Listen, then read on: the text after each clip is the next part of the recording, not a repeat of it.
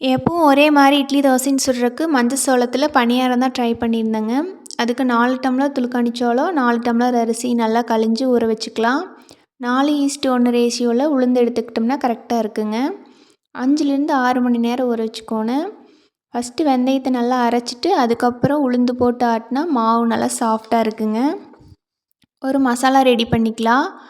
ஒரு சின்ன ஜாரில் கொஞ்சம் சின்ன வெங்காயம், 2 பச்சை மிளகாய், கொஞ்சம் இஞ்சி, பூண்டு, கருவேப்பிலை தழை, கொஞ்சம் சீரகம் இதை நல்லா அரைச்சிட்டு மாவு கூட ஆட்டி எடுத்து வச்சுக்கலாங்க.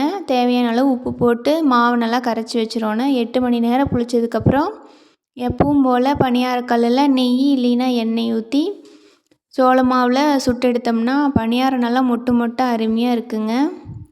இது அம்மாட்டிருந்து நான் கற்றுக்கிட்ட ரெசிபி தானுங்க. நீங்களும் வெள்ளை சோளத்தில் கூட இதை செஞ்சு பார்க்கலாம். ட்ரை பண்ணிவிட்டு எப்படி இருக்குன்னு சொல்லுங்கள்.